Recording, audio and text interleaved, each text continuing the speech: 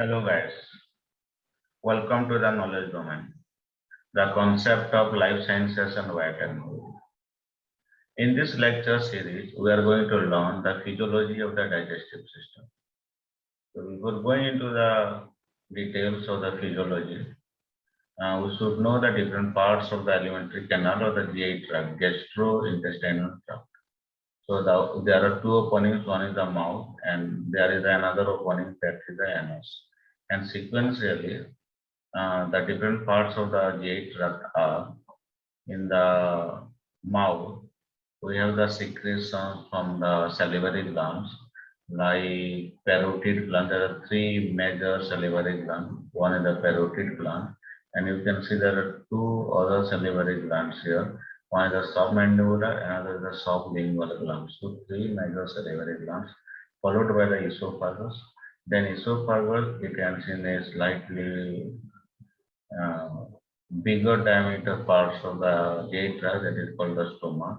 And the details of the stomach and the different parts and different cells will be discussed in more detail in the following slides. So following the stomach, we have the duodenum. This is a part of the small intestine. And there is the jejunum. This is also part of the small intestine. Then there is a ascending colon, then there is a transverse colon, then there is a descending colon, and finally the anus. So the small intestine is the duodenum, jejunum, and the ileum, and this is the large intestine is the colon and the rectum. And along with the GI tract, we have two major organs here. One is the liver, which is the largest organ of the body, and there is a gallbladder here. They release their content into the duodenum, and this is the pancreas. It also releases content into the duodenum. So the different type of the cells present in the gastrointestinal tract are epithelial cells, which are specialized in different parts for secretion and the absorptions. Then there is the muscularis mucosa that changes the surface area for secretion and the absorption. Then there is the circular muscles layer that contraction. Then there is the circular muscle layer. When it contracts, it decreases the diameter of the alimentary canal or the GI tract. Then there is the longitudinal muscles. When it will contract, it will decrease the length of the segment of the GI tract or the shortening of the length of the GI tract. Then we have the soft mucosal plexus, like this is the submucosal plexus. This is also called the Meissner's plexus. And this is the enteric nervous system. Means the nervous system present in the GI tract. And this is the mesenteric plexus.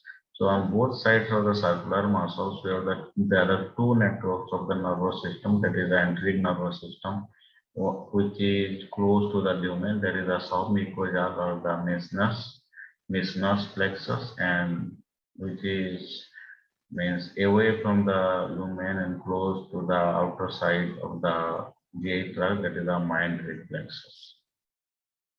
So what are the functions of this enteric nervous system? They integrate and coordinate motility, because for the movement of the food, motility is necessary. Secretory, because there are the different enzymes, and along with the hydrochloric acid is also secreted, and the mucus is also secreted, and the endocrine functions of the GI tract. So they coordinate among all of them.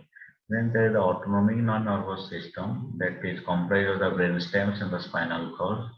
So the nerves, they will take the signal from the alimentary canal into the autonomic nervous center of the system, from the chemoreceptors and the mechanoreceptor present on the epithelial linings or the wall of the gut into the brainstem and the spinal cord. This is through the afferent fibers.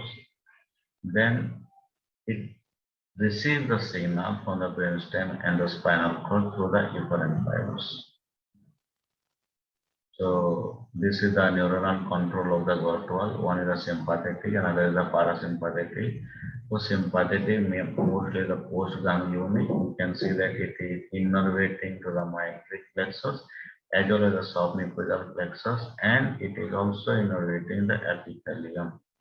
While the parasympathetic, that is the preganglionic, it is innervating in the myelin plexus as well as the submucosal plexus. So the difference between these two, sympathetic and parasympathetic, is that both of them are innervating the myelin and the submucosal plexus, whereas the sympathetic also innervating the cells of the epithelium. And this is the sensory, as we discussed earlier, the mechanoreceptor and the chemoreceptor. These signals receives here, and the information is carried to the both entering nervous plexus as well as to the prevertebral ganglia, spinal cord, and the brainstem. So that is summarized here. The parasympathetic nervous system is usually excitatory in functions in case of the GI tract, and these are the extrinsic innervation, means it is not present in the GI tract. So the extrinsic innervation, parasympathetic and sympathetic. Parasympathetic is excitatory. It is provided by the vagus and the pelvic, and as we discussed earlier, the preganglionic, they innervate in the myelin and the submucosal plexus. And the ganglia of the plexus, means the cells present in the ganglia of the plexus, they then transmit the information from the ganglia into the smooth muscles, secretory cells, and the endocrine cells of the GI tract. And vagus nerves innervate the esophagus, stomach, and the two organs, the pancreas and the upper large intestine. So these are the parts of the GI tract that is innervated by the vagus to the vasovagal reflexes. So on this coordination of the nervous system, we can see the vasovagal reflexes. For the pelvic nerve that innervate the lower large intestine, because the vagus is innervating the upper, so it is the lower large intestine, and the other parts of the GI tract that is found lower to the large intestine or the rectum and the anus. So the lower part of the GI tract are innervated by the pelvic nerve, and the upper part of the GI tract are innervated by the vagus nerves. Then the sympathetic nervous system, this is inhibitory on the function of the GI tract. It originates from the spinal cord between the thoracic 8 and the lumbar 2 regions. And the preganglionic, they are cholinergic fiber, means the neurotransmitter is acetylcholine. They synapse in the prevertebral ganglia. In the postganglionic, they are adrenergic receptors, and they leave the prevertebral ganglia. So the preganglionic are cholinergic, and the postganglionic are adrenergic. So they are making synapse with the prevertebral ganglia, and from here the postganglionic sympathetic fibers, which are having the neurotransmitter adrenergic fibers. Okay, and these postganglionic, they form synapse with the myelin and the submucosal plexus. So direct postganglionic and adrenergic innervation of blood vessels, some smooth muscle cells, and the ganglia of the plexus, they transfer the information to the smooth muscle cells, secretory cells, and the endocrine cells. So the difference between parasympathetic and sympathetic is the types of the fibers and what are the nerve fibers they are innervating and how they are transmitting the signals.